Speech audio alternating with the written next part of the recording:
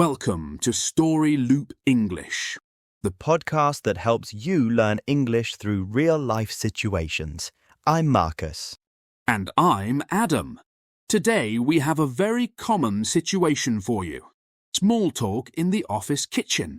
That's right. Imagine it's Monday morning. You go to make a coffee and your colleague is there. What do you say? It can feel a little awkward, but it's a great way to be friendly at work.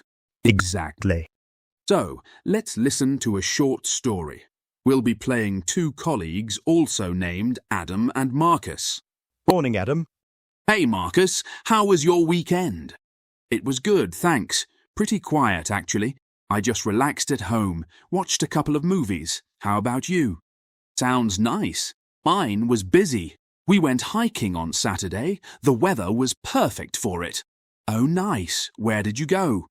Up to Green Valley Park. It was beautiful, a bit tiring, but worth it. I can imagine.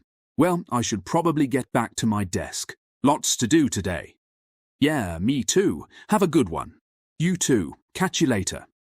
So, that was a simple, friendly chat. Exactly. Small talk like this is not just about the weather or the weekend. It's about building good relationships with the people you work with. It makes the workplace feel more comfortable and connected. A small chat can make a big difference. Now, let's practice some key lines from the story. Listen and repeat, first slowly, then at natural speed. Line 1. How was your weekend?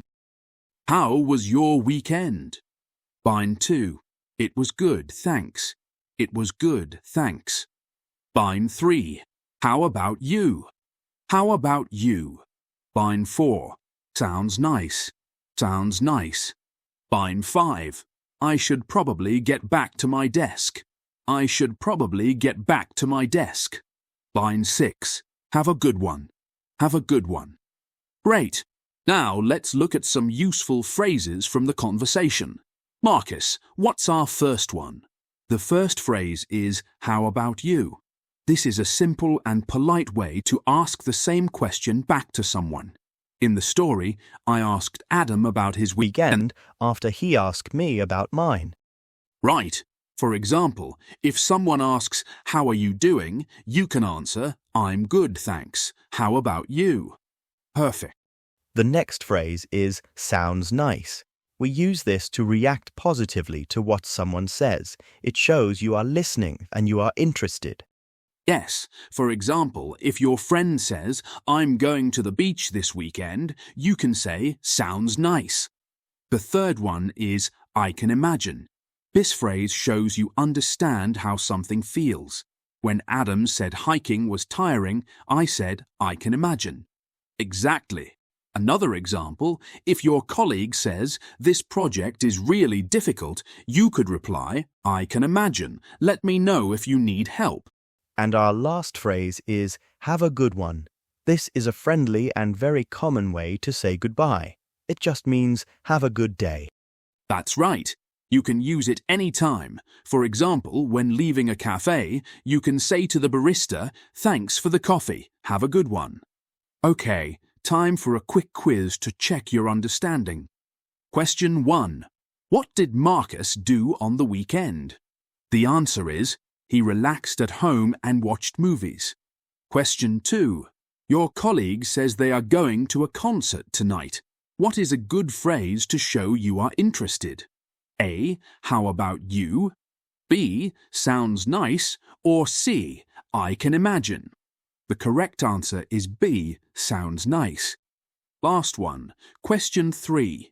How does Marcus signal that the conversation is ending? What phrase does he use? He says, well, I should probably get back to my desk. This is a polite way to say you need to leave and go back to work. Great job, everyone. Small talk about the past weekend is very common. But what about the upcoming weekend? Now it's your turn to practice. This is your speaking challenge. Imagine you were in the office kitchen. A colleague asks you, how was your weekend? Think about your real weekend or invent one. Write your answer in the comments below. Try to use at least 2 phrases we learned today, like "How about you?" or "Sounds nice." We would love to read your answer. And that's all for today's episode of Story Loop English. We hope you found it useful for your workplace conversations. Practice these small phrases and you'll feel much more confident. Thanks for listening. Join us next time for another real-life scenario. We'll be talking about how to order food in a restaurant. See you then.